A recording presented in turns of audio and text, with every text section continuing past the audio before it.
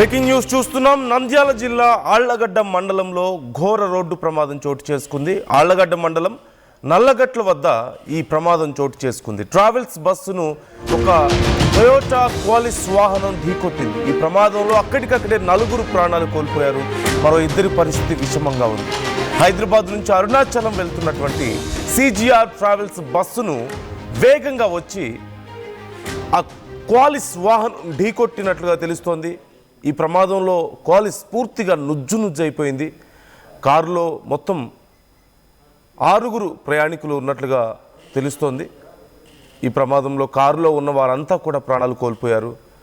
ఈ ప్రమాద తీవ్రతకు కారు నుజ్జునుజ్జైపోవడంతో కారులోనే చిక్కుకుపోయి వాళ్ళంతా కూడా అక్కడికక్కడే ప్రాణాలు కోల్పోయారు. కనీసం సహాయక చర్యలు చేయడానికి కూడా చాలా తీవ్రమైన కష్టం వచ్చినట్లుగా తెలుస్తుంది. అక్కడ చాలా కష్టతరమైనట్లుగా సమాచారం అందుతుంది. క్రేన్ సాయంతో ఆ ప్రమాద వాహనాలని పక్కకు తొలగించినట్లుగా సమాచారం అందుతుంది. ఒక్కసారి మీరు చూస్తున్నారు, చాలా వేగంగా వస్తున్న క్వాలిస్ అదుపు తప్పి డివైడర్ను దాటుకొని ఆపోజిట్లో వస్తున్నటువంటి బస్సును ఢీకొట్టినట్లుగా తెలుస్తుంది. ఈ ప్రమాదంలో క్వాలిస్ వాహనం పూర్తిగా నుజ్జునుజ్జైంది. వాహనంలో ఉన్న వాళ్ళందరూ ప్రాణాలు కోల్పోయారు. అయితే అదృష్టవశాత్తు బస్సులో ఉన్న వాళ్ళకి పెద్దగా ఎలాంటి నష్టం జరగలేదు. మీరు చూస్తున్నారు, బస్సు ముందు భాగం కూడా ఒక కార్నర్ అంతా పూర్తిగా నుజ్జునుజ్జైపోవడాన్ని మీరు గమనించవచ్చు. At the same time Qualis వాహనం మీకు కనిపిస్తుంది. అసలు కనీసం గుర్తుపట్టలేనంతగా నుజ్జునుజ్జైపోయి లోపల ఉన్న వాళ్ళు సైతం వాళ్ళు అక్కడే ఇరుక్కుపోయి అక్కడే ప్రాణాలు కోల్పోయి ఛిద్రమైపోయి వాళ్ళ శరీరాలు చాలా భయంకరంగా ఉన్నట్లుగా తెలుస్తుంది. అక్కడ ఉన్నటువంటి పరిస్థితి. ఉదయం 3 గంటల సమయంలో ఈ ఘటన చోటు చేసుకుంది. తిరుపతి నుంచి హైదరాబాద్ వెళ్తుండగా ఈ ఘటన జరిగిందంటూ తెలుస్తుంది. మృతులంతా కూడా హైదరాబాద్ వాసులే అంటూ పోలీసులు గుర్తించారు. ఆ ఘటనా స్థలానికి వెంటనే పోలీసులు చేరుకొని అక్కడ సహాయక చర్యలను చేపట్టారు. ఇంకా పూర్తి వివరాలు మేము తెలియజేస్తాం అంటూ కూడా చెప్పారు. ఒక్కసారి దీనికి సంబంధించి డీటెయిల్స్ తెలుసుకుందాం. బిఫోర్ దట్ మీరు ఒక్కసారి ఆ స్క్రీన్లో విజువల్స్ చూడండి. 0667 అనేటువంటి ఆ క్వాలిస్ వాహనం అసలు గుర్తుపట్టలేనంతగా నుజ్జవడాన్ని మీరు గమనించవచ్చు. పూర్తిగా వాహనం అంతా కూడా లోపల ఉన్న వాళ్ళ పరిస్థితి ఎలా ఉంటుందనేది ఒకసారి మీరు ఊహించవచ్చు. లోపల ఉన్న వాళ్ళు అక్కడికక్కడే ప్రాణాలు కోల్పోయి ఇక బయటకు తీయడానికి కూడా కష్టమైనట్లుగా తెలుస్తుంది. వెంటనే అక్కడికి కొన్ని క్రెయిన్స్ని తీసుకొచ్చి ఆ వాహనాలని రోడ్డు మీద నుంచి పక్కకు తొలగించినట్లుగా తెలుస్తుంది. చాలా వేగంగా వెళ్తూ అదుపు తప్పి డివైడర్ను ఢీకొట్టి డివైడర్ను క్రాస్ చేసి ఎదురుగా వస్తున్నటువంటి బస్సును ఢీకొట్టినట్లుగా సమాచారం అందుతుంది. ఒకసారి హుసేన్ దగ్గరికి వెళ్దాం. హుసేన్ ఉన్నారు మా ప్రతినిధి. హుసేన్, ఆ ప్రాణాలు కోల్పోయిన వాళ్ళు ఎవరు, అలాగే ఈ ప్రమాదం ఎలా జరిగింది అనే దానికి సంబంధించి పోలీసులు ఏం చెప్తున్నారు? నందు తెల్లవారుజామున సుమారుగా 2-2:30 గంటల ప్రాంతంలో మధ్యరాత్రి దాచిన తర్వాత ఘోర రోడ్డు ప్రమాదం జరిగింది. నంద్యాల జిల్లా ఆళ్లగడ్డ మండలం నల్లగడ్డ వద్ద రోడ్డు ప్రమాదం చోటు తీసుకుంది. వీరంతా ప్రధానంగా తిరుపతి నుంచి హైదరాబాద్ వెళ్తున్నటువంటి టొయోటా క్వాలిస్ AP09AH0667 అనేటువంటి వాహనం ఏదైతే ఉందో ఆ క్వాలిస్ వాహనం అదుపు తప్పి డివైడర్ ను ఢీకొట్టింది. ఎదురుగా వస్తున్నటువంటి సిజిఆర్ ప్రైవేట్ ట్రావెల్ ను బస్సు ఢీకొట్టడంతో ఈ ప్రమాదం చోటు చేసుకుంది. ఈ ప్రమాదంలో 4 మృతి చెందారు. మరో 2కి తీవ్ర గాయాలు కావడంతో స్థానికంగా ఉన్నటువంటి నంద్యాల తో పాటు ఆళ్లగడ్డ ప్రభుత్వ ఆసుపత్రులకి తరలించడం జరిగింది. ప్రధానంగా హైదరాబాద్ నుంచి అరుణాచలం వెళ్తున్నటువంటి సిజిఆర్ ప్రైవేట్ ట్రావెల్ బస్సు వేగంతో వచ్చి బస్సును ఢీకొట్టడంతో వేగానికి నుజ్జునుజ్జైంది టొయోటా క్వాలిస్. ఎందుకంటే అదుపు తప్పి డివైడర్ ను ఢీకొట్టిన తర్వాత ఆపోజిట్ రోడ్ లోకి ఒక్కసారిగా క్వాలిస్ టొయోటా వెళ్లడంతో దాన్ని ఢీకొట్టింది. మనం చూస్తున్న విజువల్స్ లో కూడా ఆ ప్రమాద తీవ్రత ఎంతో ఉంది అని చెప్పడానికి నుజ్జునుజ్జు అయిపోయినటువంటి కారు ప్రత్యక్షంగా మనకు కనిపిస్తున్నటువంటి అంశం. ఈ కారులో మొత్తం 6 మంది ప్రయాణిస్తున్నారు. 4 అక్కడికక్కడే మృతి చెందినటువంటి ఘటన జరిగి మరో 2 పరిస్థితి విషమంగా ఉంది. మృతుల్లో వీరంతా కూడా హైదరాబాద్ వాసులుగా గుర్తించారు. ఘటనా స్థలానికి జరిగిన విషయం తెలుసుకున్న తర్వాత డిఎస్పీ ప్రమోద్ తో పాటు స్థానికంగా ఉన్నటువంటి పోలీసులు ఘటనా స్థలంలో అక్కడ జరిగినటువంటి ప్రమాద తీవ్రతను, ప్రమాదం జరిగినటువంటి విషయాలను అంచనా వేసి కేసు నమోదు చేసి దర్యాప్తు చేస్తున్నారు. గాయపడ్డ వాళ్ళందరూ కూడా అప్పటికప్పుడు స్థానికంగా ఉన్నటువంటి హాస్పిటల్కి తరలించినటువంటి పరిస్థితి. మృతదేహాలను కూడా అక్కడికే తరలించారు. క్రెయిన్ సహాయంతో అక్కడంతా ట్రాఫిక్ అంతా జామ్ అయ్యేటువంటి పరిస్థితి ఉంది. ప్రధానంగా జాతీయ రహదారి కావడంతో క్రెయిన్ సహాయంతో పక్కనే వాహనాలు తొలగించేటటువంటి పరిస్థితి కూడా మనం చూస్తూ ఉన్నాం. దీనిగా మనం చూస్తున్నాము ఇటీవల కాలంలో ఎక్కడ చూసిన రోడ్డు ప్రమాదాలు. నిన్నటి రోజున బెంగళూరు ఘటన చూసాం.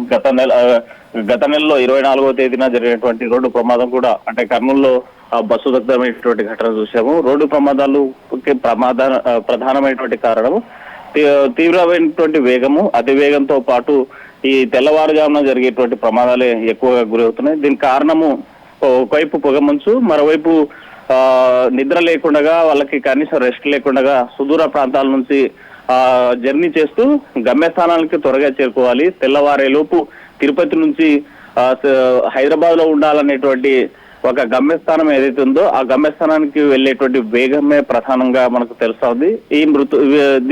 ఈ రోడ్డు నివారణ చర్యల కోసం, రోడ్డు ప్రమాదాలు తగ్గించేందుకు పోలీసులు కూడా ఇప్పటికే ప్రత్యేకమైన చర్యలు తీసుకున్నప్పటికీ రోడ్డు ప్రమాదాలు పెరిగిపోతా ఉన్నాయి. దీనిపైన అంటే ఇప్పుడు ఈ ఘటనకు సంబంధించిన వారంతా కూడా తిరుపతికి వెళ్లి తిరిగి తమ గమ్యస్థానాలకు చేరుకునేటువంటి క్రమంలో ప్రమాదం జరిగింది. వీరంతా కూడా క్యాటరింగ్ చేసుకుంటూ ఒకసారి ఒక్కొక్క క్యాంపు సుమారు 15 రోజుల పాటు క్యాంపులు తిరుగుతూ క్యాటరింగ్ చేస్తున్నారనేటువంటి ప్రధానంగా తెలుస్తుంది. వీరంతా మరణించిన వారంతా కూడా ఒకే కుటుంబం చెందిన వారిగా ప్రాథమిక సమాచారం మనకు అందుతున్నట్టు సమాచారం. అయితే పూర్తి స్థాయి దర్యాప్తు చేస్తున్నారు పోలీసులు. ఫుడ్ ట్రక్ క్యారీ చేస్తుంటారా, లేకపోతే క్యాటరింగ్ సర్వీసెస్ కి వెళ్తూ ఉంటారా?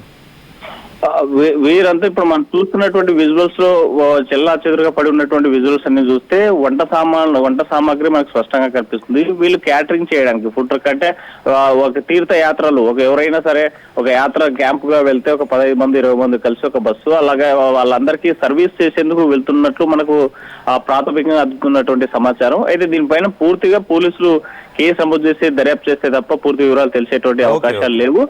సో ఇప్పటికే ఈ తీవ్రంగా గాయపడ్డ వారిద్దరి పరిస్థితి కూడా చాలా విషమంగా ఉన్నట్టు మనకు ప్రధానంగా తెలుస్తుంది. వీరంతా ఒకే కుటుంబానికి చెందినట్లుగా ప్రాథమికంగా పోలీసులు గుర్తించారు. Nandu right. Thank you Hussain, thanks for the details. ఈ ఘటనకు సంబంధించి ఇంకా విచారణ జరుగుతోంది.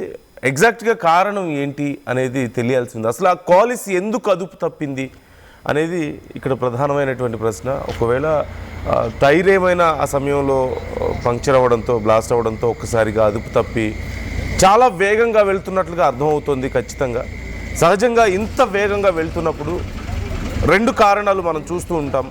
ఒకటి, డ్రైవర్కి నియంత్రణ కోల్పోవడం, అక్కడ ఉన్నటువంటి పొగమంచు కారణంగా కానీ నిద్ర వల్ల కానీ నియంత్రణ కోల్పోయి డివైడర్ని ఢీకొట్టి దాటుకుని వెళ్ళి అక్కడ ఉన్న బస్సును ఢీకొట్టడం. లేదంటే సహజంగా చాలా సందర్భాల్లో టైర్ ఒక్కసారిగా పంక్చర్ అవ్వడంతోనో అది పేలిపోవడంతోనో అటువైపు లాగబడుతుంది ఆ వెహికల్, అటువైపు ఫోర్స్ఫుల్గా వెళ్ళడం వల్ల అది డివైడర్ని దాటుకొని మరీ వెళ్ళి అవతలి వాహనాన్ని ఢీకొట్టినట్లుగా తెలుస్తూ ఉంటుంది. సో సహజంగా ఈ 2 కారణాల్లో ఏదో కారణం అయి ఉండొచ్చు అంటూ పోలీసులు ప్రాథమికంగా అంచనా వేస్తున్నారు. ఇంకా ఎగ్జాక్ట్గా తెలియాల్సి ఉంది రీజన్ ఏంటి అనేది. కానీ సహజంగా డివైడర్ను ఢీకొట్టి అక్కడ ఆగిపోతూ ఉంటాయి చాలా వెహికల్స్. పెద్ద వాహనాలు, బస్సులు, లారీలు లాంటివి అయితే సహజంగా వీల్స్ పెద్దగా ఉంటాయి కాబట్టి, భారీ సైజులో ఉంటాయి కాబట్టి డివైడర్లు ఆపలేవు.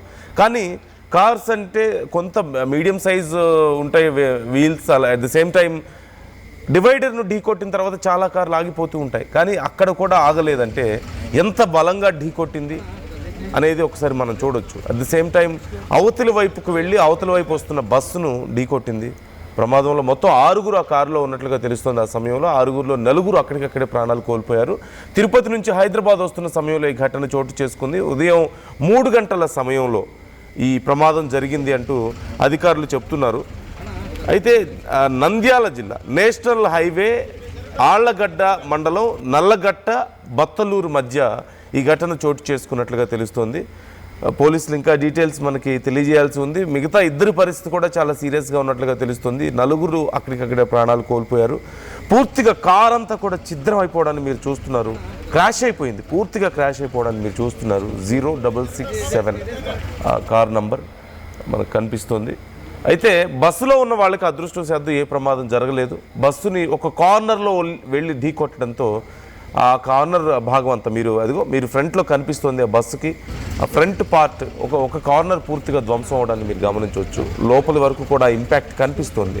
డివైడర్ను ఢీకొట్టి డివైడర్ను దాటుకొని వెళ్ళి బస్సును ఢీకొట్టిన తర్వాత బస్సుకి కూడా ఇంపాక్ట్ అంతా లోపలి వరకు కనిపిస్తుందంటే ఆల్మోస్ట్ డ్రైవర్ వరకు బస్సులో కూడా ఆ పార్ట్ అంతా కూడా చల్లా చెదురవడాన్ని మీరు గమనించవచ్చు. ఆ ఇంపాక్ట్ కనిపిస్తుంది. చాలా స్ట్రాంగ్గా వచ్చి ఢీకొట్టింది. ఖచ్చితంగా చాలా అతి వేగంగా ఉండుండొచ్చు అంటూ కూడా అనుమానం వ్యక్తం చేస్తున్నారు. అలాగే కారు ఇంత నుజ్జు అయిందంటే మీరు గమనించవచ్చు ఎంత వేగంగా వచ్చి ఢీ కొడితే.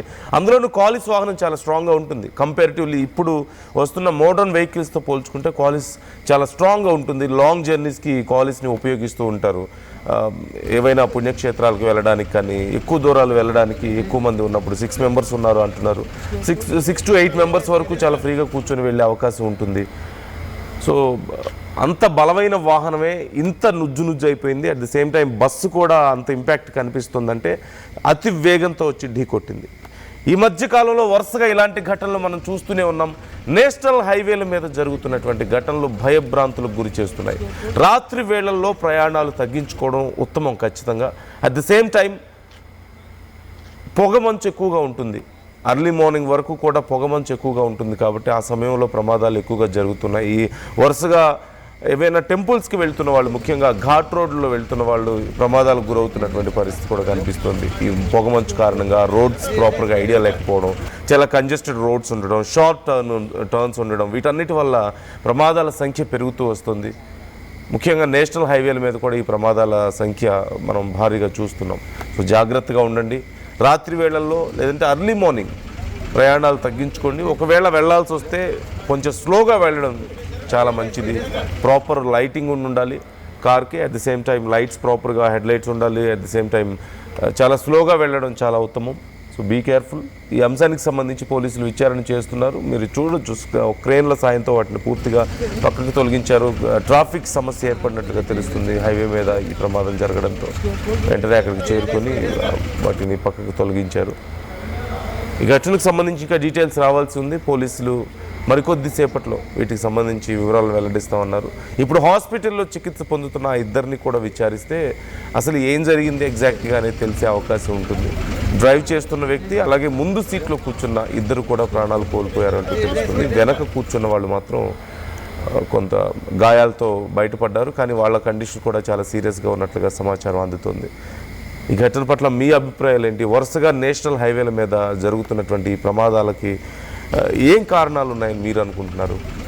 ఏం చేస్తే ఈ ప్రమాదాల సంఖ్య తగ్గే అవకాశం ఉంది? మీ అభిప్రాయాలు కూడా కామెంట్ చేసి ప్రయత్నించండి.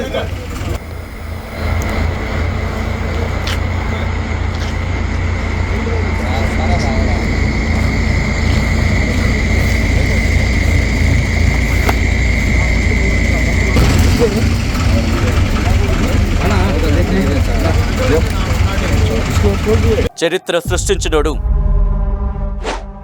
ఇప్పుడు ఆ చరిత్రని తిరగరాయబోతున్నాడు. అబద్ధాల గోడల్ని బద్దలు కొట్టి నిజాలను రాగా మీ ముందుంచబోతున్నాడు. నిజమైన వార్తల కోసం వెంటనే డౌన్లోడ్ చేసుకోండి రా యాప్ని.